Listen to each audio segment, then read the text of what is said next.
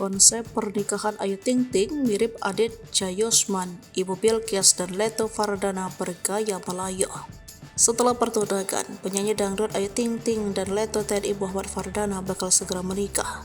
Bahkan Ayu Ting Ting dan Leto TNI Muhammad Fardana kabarnya sudah menunjukkan wedding organizer. Dan pihak WA pun telah berbicara soal rencana pernikahan Ayu Ting Ting dan Muhammad Fardana itu. Menariknya, konsep pernikahan Ayu Ting Ting dan Leto Fardana sepintas persis saat Ayu akan menikah dengan Adit Jayusman. Seperti informasi, Adit merupakan mantan kekasih Ayu. Keduanya putus ketika hari pernikahan sudah begitu dekat. Mengutip banjarmasinpost.com, Inga selaku pihak wedding organizer mengatakan Ayu dan Dana nantinya akan ada upacara pedang porah. Upacara tersebut lazim dilakukan dalam pernikahan anggota TNI.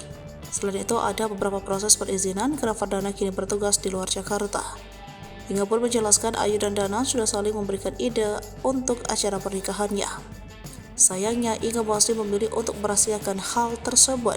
Meskipun begitu, kabarnya pernikahan Ayu dengan anggota TNI berpangkat Letnan 1 itu akan mengusung tema Melayu. Tema ini seperti saat lamaran kemarin. Saat resepsi berlangsung, Dana sendiri dikabarkan akan tetap mengenakan pakaian dinasnya. Kemudian Ayu Ting Ting akan mengenakan kebaya panjang. Jika dilihat, konsep ini mirip dengan rencana pernikahan Ayu dan Adit Jayusman yang batal dulu. Kala itu ada 3 konsep yang diusung dalam prosesi pernikahan Ayu dan Adit, yakni adat nasional dan internasional.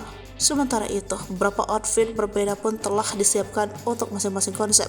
Bahkan Ayu Ting Ting sudah berencana memakai kebaya dari desainer ternama.